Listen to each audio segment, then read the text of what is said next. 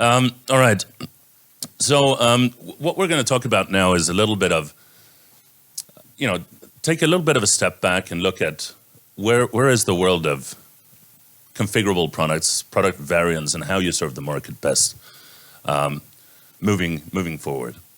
And the first thing, well, you know that I'm Nils Olsson, and I wanted to get to this actually. So, as some of you know, you've been I recognize a lot of faces here, right? So I know many of you since before. These events are really the events that I cherish to be part of. It is when we all get together, we can share experiences, we can understand how to take the next steps in the best way. Because one of the key things that we don't think about very often is that the manufacturing industry is actually the foundation of the modern world. If you look at what makes our lives better, what drives quality in life for people around the globe, and just think about it.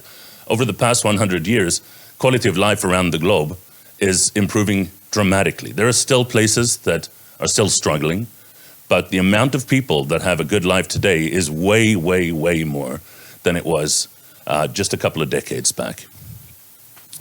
Should I keep it even closer? All right. I'm not used to being with a hand mic in these type of things. So what I really wanted to focus on was, of course, how do we make sure that we continue this? Because if we listen to what Bo and Victoria were saying, there's a downside to this.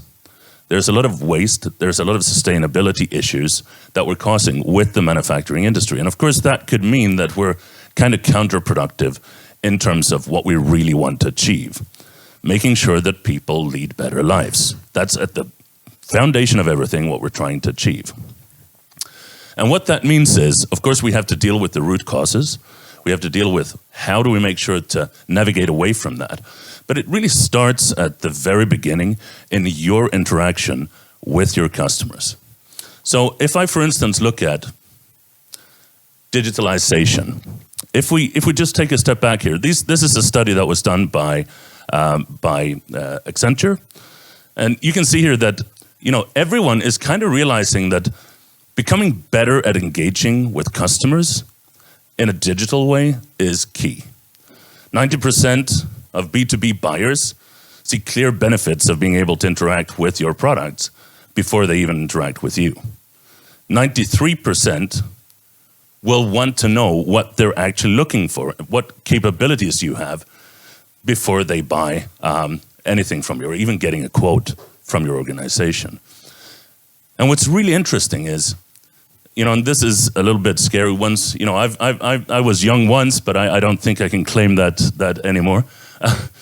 65% of buyers, of procurement managers out there, amongst your customers, are millennials. What that means is they didn't start using the internet all of a sudden. They grew up with it. The day in their lives is to have everything digital online from the start. So if you're not able to engage with them in the way that they're used to, because think about it, if you're a professional procurement manager, you buy stuff yourself as well. And the way people buy stuff today is, if you want to get takeout, you go to Foodora or Uber Eats. If you want to travel somewhere, you go online and you book an Uber for, just going to somewhere else in town, or last minute to book a flight. You're not sitting in offices with people. You're expecting to have that information available to you when you desire, wherever you are. Now, if we then take a look at where are we in the manufacturing space, how many companies are actually taking that leap, interacting with customers, making sure that they know what you can do for them, not just in terms of value, but also in terms of the amount of impact that you can have on their business from, for instance, a sustainability angle. We can see that most companies are actually not that far along. So in this case, this is again an Accenture study. 7.2% of companies interviewed had ongoing or planned initiatives in this area within the next year or so. But the big bubble there, that's 5 years. So people are saying, yes, we want to do stuff, but we haven't really gotten around to it. And that's a bit of an issue, because if you're sitting with customers that expect you to interact with them online, upfront, before they talk to you, you're actually sitting with a bit of a missed business opportunity. And what's even worse, you're sitting with a missed opportunity of informing them of how you could make a difference. Not just in terms of the value that you produce and provide, but also how you could help them deal with their issues in terms of sustainability. Now, different types of products, of course, require different types of support. And this is a picture that I kind of like, because when you look at products, you will realize that different products are sold in different ways. If you have products of low complexity that doesn't have a huge strategic impact for your customer, I mean, just to take the very basic, most basic example, it's probably office supply, things like pens or erasers or whatever it might be. The only thing that the customer is really interested in is to find them, just to find, who sells pencils and who sells erasers and what's the price.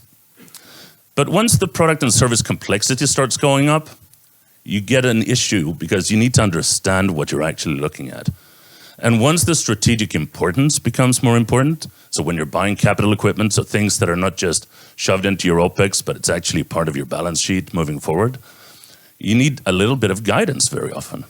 So a lot of you will recognize that the way that you serve customers is not just by saying you have something. It is by understanding their needs, their opportunities, and their pains, and being able to address them in a really good way. And that kind of brings us to the top corner here. So if you want to be successful in meeting customers on their terms, you need to be geared up to enlighten them. You need to, of course, help them understand at the same time that you're guiding them, and preferably be able to shape their understanding of what could be achieved. Now, what that means is there's different types of support here. So very often we look at interaction with customers, and we say, yeah, everyone wants to go online and just buy whatever they want. One of the speakers, Mika, you're going to be talking to us in a short moment here. You guys sell paper mills, right? Paper mills are big machines, and I know everyone in this room kind of makes, a lot of you guys make really big machines, but I tell you, Mika makes the biggest machine. The machines that Valmet produce can be 800 meters long, and that's a machine. So when you're putting that in a facility, it's basically a hangar. I've been to these because I used to work in a company that had paper mills operating for them. Tetra Pak, and we have Tetra Pak in the room as well. So Bengt, perhaps you've been to one of these places as well. They got bikes in the factory. So basically to go from one end to the other side of the machine, you take a bike, because walking there would take 20 minutes. It's crazy. So when you're talking to customers about that, they're not going to go online and say, that's the one I want, swipe their credit card, and that's it. They want the expertise that you guys are providing them with. And what that means in turn is you can kind of see the two gradients here on the top of the page. Of course, if you're just doing the simple sales, the catalog search, that's very much on the buyer. They can do most of that themselves. But when you get to the larger equipment, the bigger solutions, the responsibility falls on the seller. And what you're really trying to do here is dynamic solving for the customer. You're trying to understand the exact situation of your customer and how you can help them achieve the best possible results overall. That brings us to a little bit of the issue that I want to address. Because if you're selling products with high variance, things that can be put together in a gazillion different ways. And when I say gazillion, it's a fake number, but I kind of mean it, because the total number of configurations that most of you guys can sell is probably more than anyone can imagine. The easy way to look at this is basically by taking these three areas: sales, engineering, and supply. These are the core areas in your organizations. Engineering develops a product. launches it to sales, sales talks to customers. And of course, engineering also introduces the product to supply chain, making sure that everyone knows what to do when you're getting an order. And then you get forecasting and orders based on quotes and contracts signed with your customers. The issue here is that very often that last part is really tricky. So making sure that you can promise customers the best stuff you have in order to solve their issues in the best way is not that easy to understand. So very often we see a need of involving a lot of engineering expertise. At the same time, when you get these orders, they tend to, due to a lot of manual interaction, have some tweaks and perhaps mistakes sometimes rolled into them. And now you get an issue in supply chain where, again, you need to have engineering step in, try and solve it, and worst case, go back to the customer and explain to them that you couldn't actually do what you promised, so you have to do something else. That's not a good situation to be in. Now, what that means is most organizations are sitting with an engineering bottleneck. There's a lot of need for different parts of the organization to get feedback from engineering, from the product experts, in terms of how can you, or what can you sell actually, as well as how do you make sure you can deliver it. Because it's not just down to, does what A fit with B? It's also down to what Victoria mentioned before. When it comes to that Suez Canal, all of a sudden you got issues with parts delivery, and now you want to configure things in a slightly different way in order to be able to deliver it at the time that you promised your customer. The issue with this is not only that it's taxing on your organization, that you have engineers that are doing something other than probably what they thought they would be doing when they went through engineering school. Most engineers, they didn't go through school to sit and do repetitive answers to quotes. Okay, this time they want 300. Okay, what does that mean? Calculate. They wanted to innovate products, most likely. But what's even more of an issue is that since you have this manual step in between, you're now effectively putting a barrier in between your products and your customers. Because if you want customers to be able to explore your products without manual intervention from your organization, this is a real issue. So it's an issue internally. It's both an issue from an efficiency and effectiveness point of view, but also from actually an employee satisfaction point of view. But it's an even bigger issue in terms of how you interact with the market. So the results are you're slow to respond because you have manual intervention again. And of course, it gives you low capability in terms of forecasting and ordering because, again, the manual work is impeding you. So what's the way to deal with this? How can we move to a better place? Well, the issues are very clear. So there shouldn't be any problem of getting traction for this in your organizations. I mean, these are just 4 examples of clear issues. This is what we actually, when we interview companies like you, what we see. So, of course, a lot of quotes don't become orders. That's kind of natural. You will not win every quote you put out there. But what it means is you're going to waste a lot of time doing stuff that never turns into any value for you or any customer for that matter. Orders have errors. It's quite common to see one of the biggest issues in companies being that you actually have to either go back to customers and say, oh, sorry, or you have issues in supply chain. Deal margin, lost in order fulfillment. There's actually a term for this. It's called project margin degradation. So in between taking the order, where you do a margin analysis, a gross profit margin on the deal, and then, of course, at commissioning, when the customer is saying, okay, you've delivered, those 2 margins are almost never the same. And I can tell you, I have yet to see an instance where it went positive.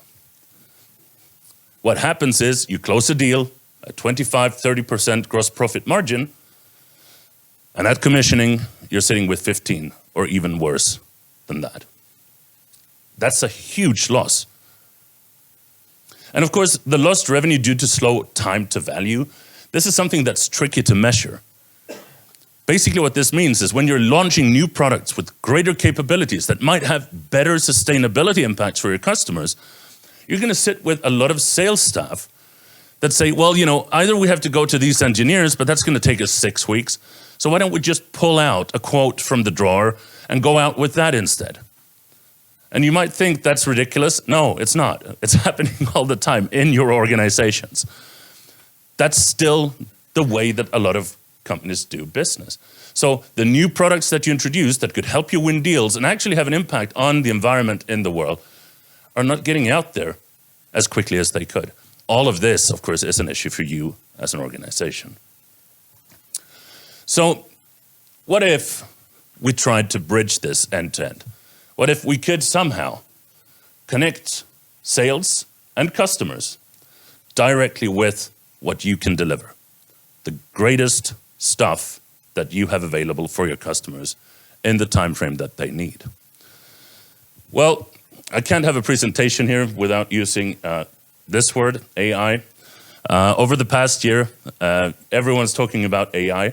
What I do want to do, though, is introduce a little bit of, let's call it nuance into what AI actually is.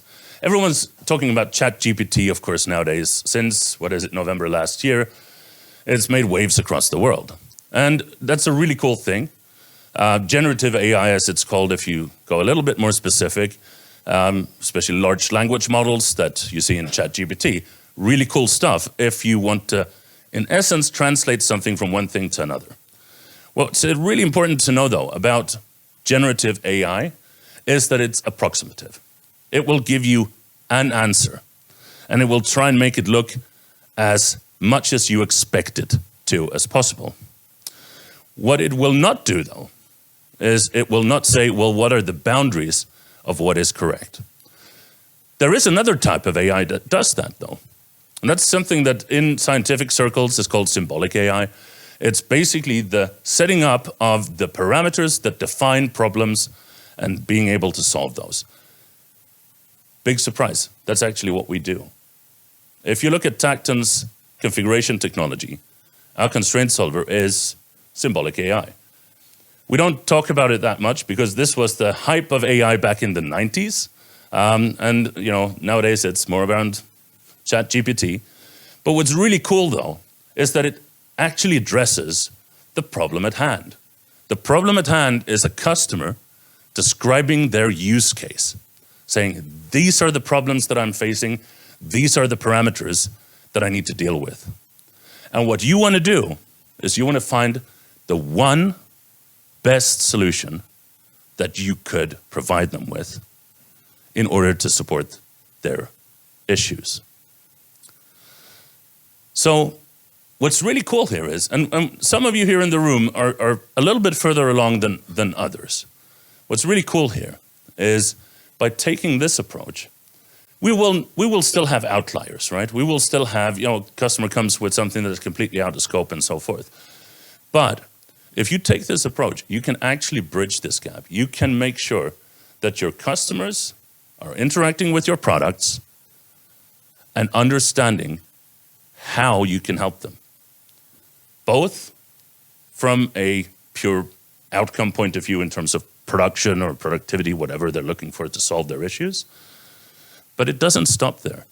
You can actually look at other dimensions as well, such as CO2 footprint. So my ask here is really, why don't we have engineers add value rather than paperwork? Your engineers in your organization, they went through engineering school to innovate, to build a better tomorrow. They didn't join your company to produce quotes day after day. So at the same time that we're able to improve how we relate to customers, how we support the world in moving to the right place, we're actually building a better company internally as well. I'm going to take a few examples here. And what we see here is system configuration, which is, we're going to have discussions around this tomorrow, just to say, so we'll dive into product details. But what's really amazing here is we're looking at the capability of joining several configuration models, basically taking many different products that have an interrelatedness and make sure that they fit together, turn out to have the right solution for your customer, the right outcome for your customer at the same time. But what's really cool is we've introduced something which we call layout configuration. It's our first step moving towards geometrical configuration, which also takes into account the surroundings from a purely physical geometric point of view. So being able to place equipment on a floor plan, making sure that you can have several pieces of equipment that are interconnected and that actually fits within, there are pillars in these factories, there are walls in different shapes, to make sure that that is all part of the solution.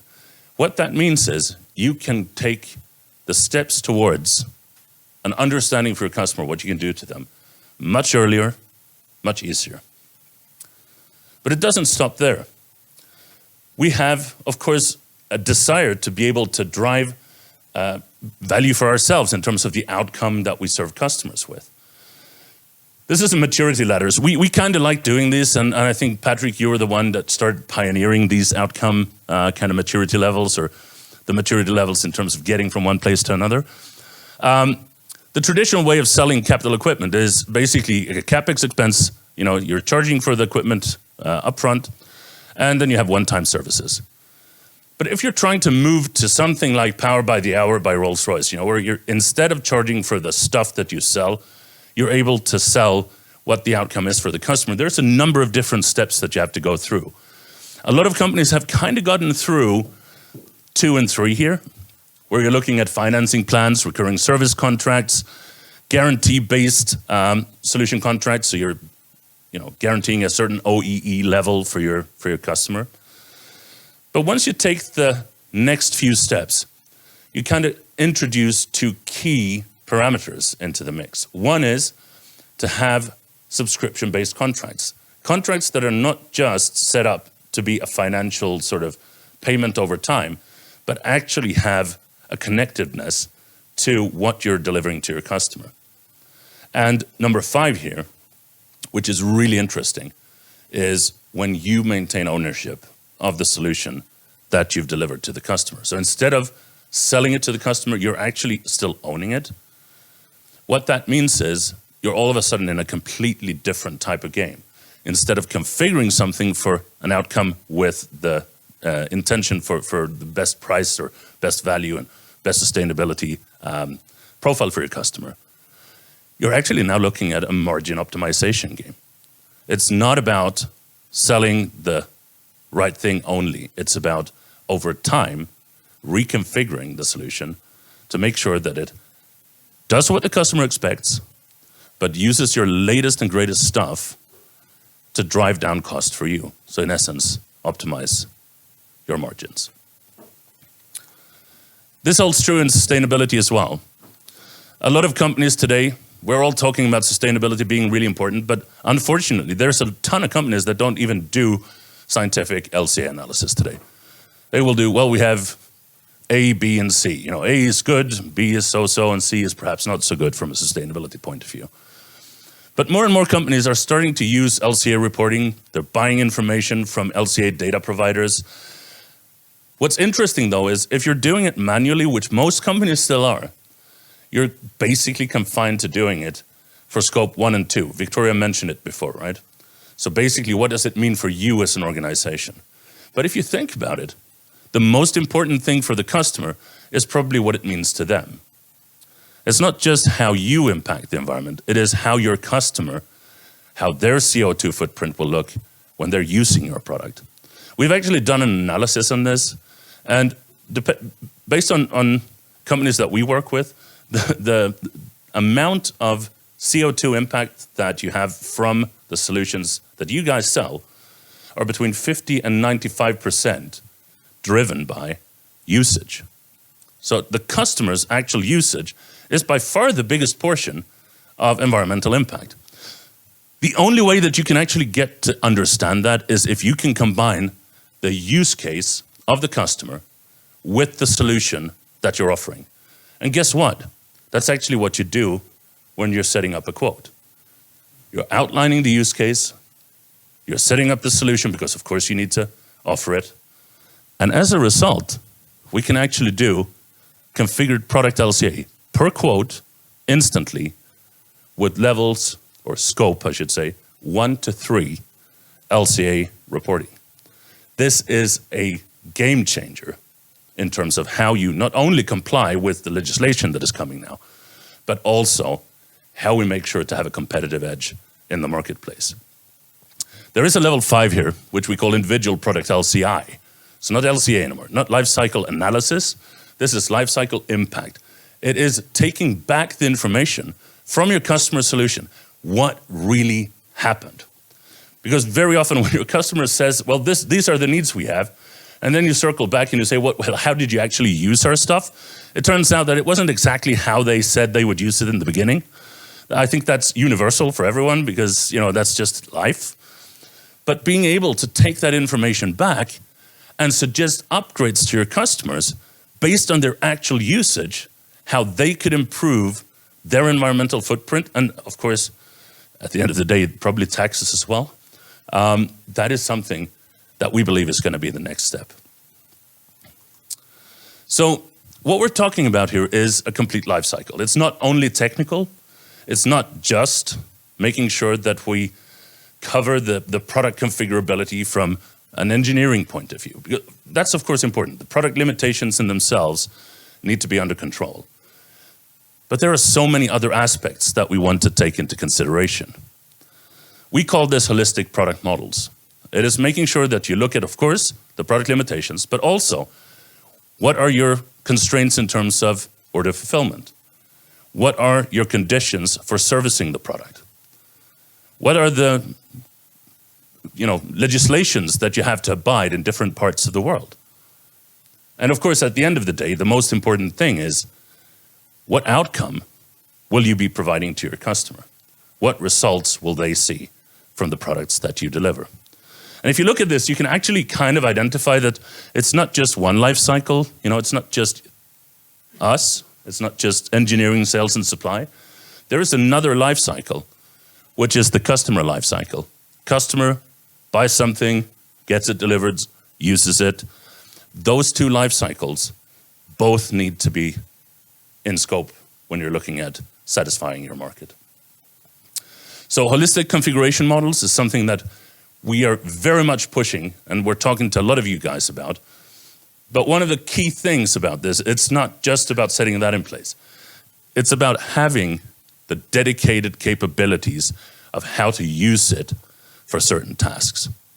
Everything from having customers interact with your portfolio on a customer portal, on your website, to engineering being able to understand, well, we had a special ask from a customer. What does that mean in terms of the perhaps ETO stuff that we have to do, the engineering to order changes that we have to provide?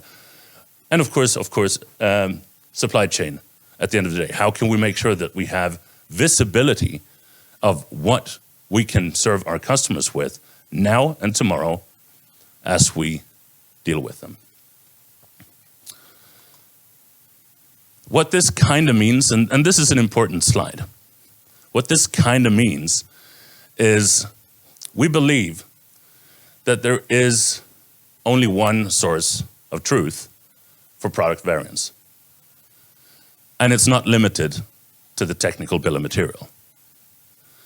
If you want to drive great business, if you want to be able to interact with customers in the best way, to interact within your organization, to break silos that we all know are there, what we need to do is to have full transparency between tools such as CRM, ERP, and PLM. And these are just a few. I know you guys have more tools than this in the landscape, right? But what this means is if you're configuring a quote, yes, in the CRM, it will be a product with quote line items. Those are the articles that you decided to have a price on. I mean, that's probably all good and fine. They're sitting there with their, price articles based on probably, how can you approximate customer value in a good way. But once you start looking at that from an engineering point of view, it typically doesn't make a lot of sense. I've known instances, for instance, where you have two different priced articles that have different prices, but when you look at it from a technical point of view, they're exactly the same. And the only reason you had different prices for it was, well, when you sell it under these conditions, the customer will actually have better value from it. Okay, that's fine.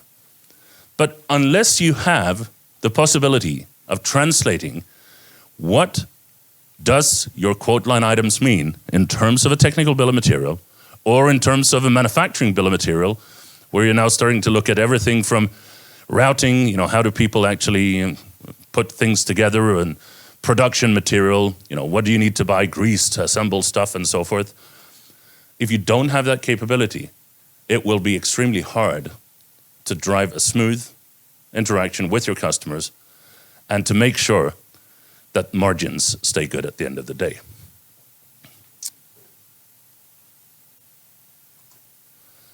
So the objective that we at Tacton are looking at is pretty straightforward, to be quite frank. We believe our role in this world is very simple. We believe that our raison d'être, our reason to exist, is to make sure that you drive better business. And if we cannot help you do that, then of course we wouldn't have a reason to be. When we're looking at the type of outcome that you are getting from our solutions, we're very clearly seeing it coming from a couple of areas. There are more than these three that I have here on the top here, but these three are very, very clear. They are repetitive in every single organization, basically, that we work with. The first one is to drive better revenue growth, to make sure that you have the best capability possible of reaching the companies that you serve. And you can see some metrics here. These are actual metrics. We do what we call value documentation of the impact, what really happened for the install base. So what you can see here is, for instance, the 12% increase in profit due to increased number of quotes.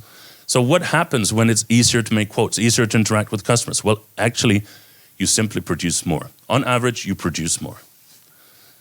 But at the same time, we're seeing an 8% increase in win rate. It's not a huge amount. The average win rate for companies is typically in the 30% range. So of all the quotes that you get, you saw it before, 70% are lost, right? But if you increase 30% by 8%, you're going from kind of 30 to 33. Those 3 percentage units, combined with a 12% increase in number of quotes, turns into a heck of a lot of money. People efficiency, of course, is crucial as well. Making sure that you spend your resources at the right things, where they're most value-adding. What we see here is typically the reduction in amount of work that you need to spend on creating quotes or training people and so forth. They're not leading to layoffs. I mean, that would be one way of capitalizing on that value. Okay, well, now people work 30% less. Let's just kick them out and we'll save some money. What actually happens is, because think of it, who is creating these quotes when you're doing it with Excel and napkins? Well, it's really skilled engineers. These are people that are highly valuable in the organization. What you're basically doing is you're freeing them up to do real value-adding tasks.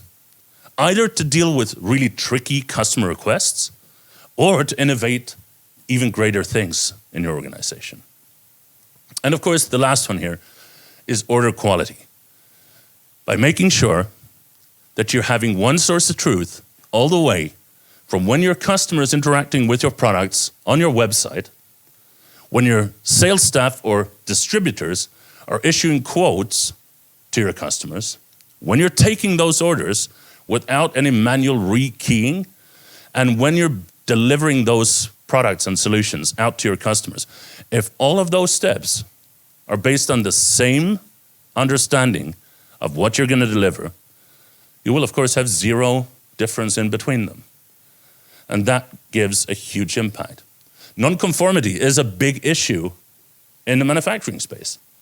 Having issues between what you promise to what you deliver, warranty costs as a result. These are real issues. They're quite easy to measure. And a lot of companies do it, some don't, for different reasons. But there's typically few companies that don't have non-conformity issues. So by being able to capture that, you're not only saving money, but you're actually building a better brand. Because at the end of the day, a warranty cost is not just a cost here now, it's a reputation in this space, in the market, for the future.